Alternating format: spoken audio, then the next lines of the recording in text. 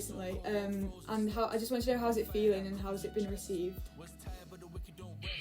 Yeah, really good. I know. See what you did there. Yeah, we've been really excited. We've been trying to release as much as we can this year. So we're like halfway through filming the video for it as well. We've managed to get, not for this one, but the previous single, some radio plays. So we're hoping to push this to BBC Introducing as well. And yeah, it's just always fun. It's nice to have more stuff out, isn't it? Yeah, we were just enjoying just releasing it. We're having more fun with it now. We're not too bothered about. I mean, obviously we want people to enjoy the music that we're making, but we're not too stressed about if it's received amazingly or not. We're really just getting back into loving music again and just enjoying that process of making the songs. And yeah, we hope people like it. If not, we've got other ones to listen to as well. Yeah. Let me in. Cool. So I wanted to talk to you about the scene in Doncaster. I don't think I've ever really been. How is like the music scene, and do you feel a good amount of opportunities for like your niche? We kind of had to create a lot of it. So I mentioned the CIC that we run together.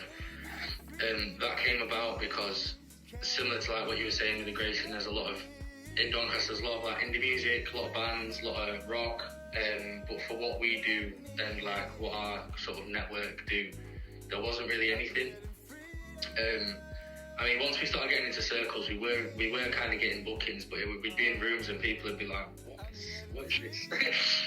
So it was a bit, we kind of chose to make the CIC, and we started doing events and putting on live music ourselves in order to kind of create that niche.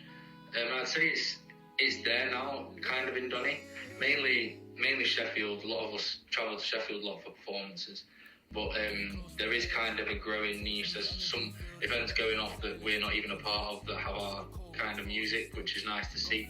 And then we run there's like a festival in Doncaster called Art Bomb, and we run the music programme for that when that goes on, which allows us to put different types of acts on, which is really nice. But yeah, for a long time it wasn't really there wasn't really that much opportunity, which is why we've had to kind of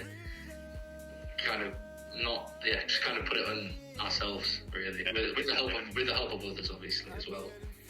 Because it sounds like you're doing a lot more than just music. Like, it sounds like you've got a lot, like some like other stuff going on. So talk to me about that, if you don't mind. Yeah, of course.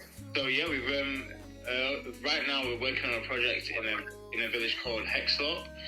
It's near the town's near city centre. So we're working with the Roma Gypsy community, and the main focus is trying to get them a part of a bit closer knit to our community, the Doncaster community, because they've kind of put themselves off into their own little space where they feel safer and they feel comfortable. But we're trying to open up those barriers and trying to get people a bit more connected to each other. That's a big part of what GSD is about collaboration and community, and trying to make people see that we're all together in this, and we use music as the conduit to make sure that, because that's what we know. We know music, but we love community, so we try to use music as a way of bringing people together, and from that we're just hoping that it can grow into something really, really beautiful, and just hopefully bring more community together and just break down those barriers. Yeah, it's GSD, so the CIC is a community interest company called GSD. It stands for, it depends who's asking. If it's the council, it's General Social Development, but if it's anyone else, it's Get Shit Done. And yeah, we just kind of, basically everything David said.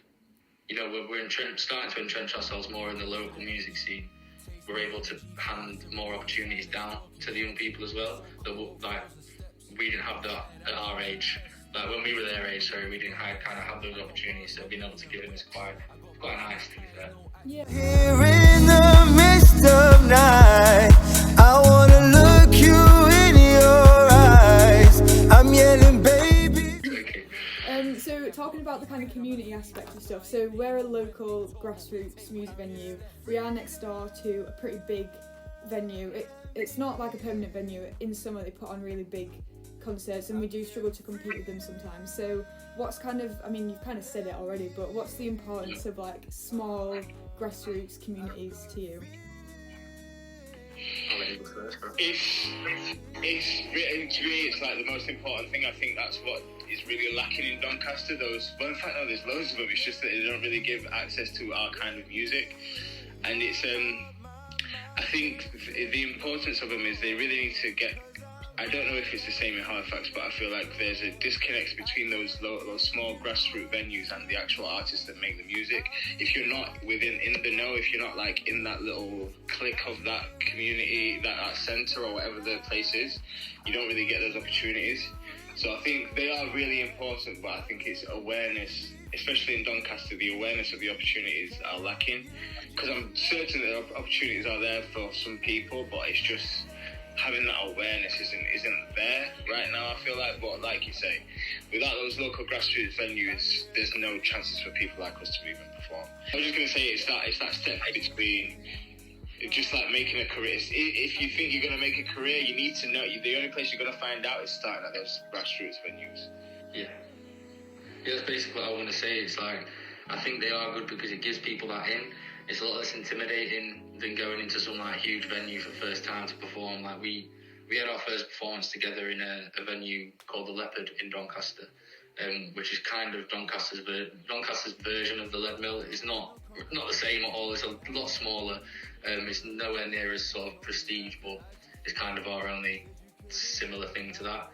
And that was where we both performed together as a duo for the first time. And I think, I mean, even that took a lot. We had to, speak to a lot of people. It took a lot of time to get booked for that, but it just gives like grassroots artists an in, I think, which is the hugely important part of it. Because I think without them, a lot of like grassroots artists won't get that first step up, that first little bit of confidence that they need to then keep things going. That first taste of like a nice performance, I think. Mm-hmm.